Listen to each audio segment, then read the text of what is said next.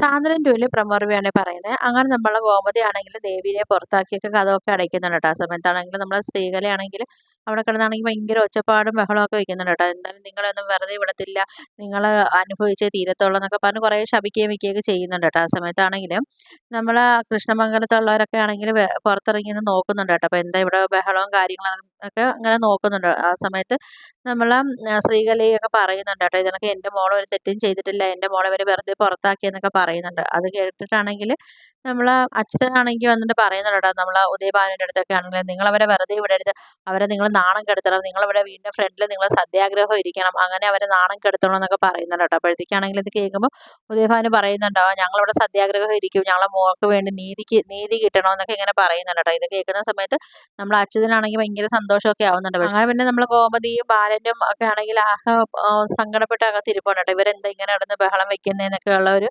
സംശയത്തിൽ അവരതിൽ തെറ്റ് ചെയ്ത് എന്നിട്ട് അവർ തന്നെ ഇവിടെ കിടന്ന് ഇങ്ങനെ ബഹളമൊക്കെ വെക്കുന്നത് എന്താണെന്നൊക്കെ ആലോചിച്ച് ഇങ്ങനെ അവർ സങ്കടപ്പെട്ടൊക്കെ ഇരിക്കുകയൊക്കെ ചെയ്യുന്നുണ്ട്. അങ്ങനെ നമ്മളെ ദേവിയാണെങ്കിൽ അവിടെ വെളിയിലിരുന്ന് ഇങ്ങനെ ചെവിയും പൊത്തി ഇങ്ങനെ കരയൊക്കെ ചെയ്യുന്നുണ്ട് കേട്ടോ. അപ്പോൾ ഇതൊക്കെയാണ് നാളത്തെ പ്രൊമോ റിവ്യൂ ആയിട്ട് കാണിച്ചിരിക്കുന്നത്. അപ്പോൾ വീഡിയോസൊക്കെ ഇഷ്ടപ്പെട്ടാൽ ഒന്ന് ലൈക്ക് ചെയ്ത് ഷെയർ ചെയ്ത് സബ്സ്ക്രൈബ് ചെയ്ത് ബെല്ലൈക്കൺ എനേബിൾ ചെയ്ത് ഒന്ന് ഹൈപ്പ് ചെയ്ത് ഒന്ന് സപ്പോർട്ട് ചെയ്യണേ.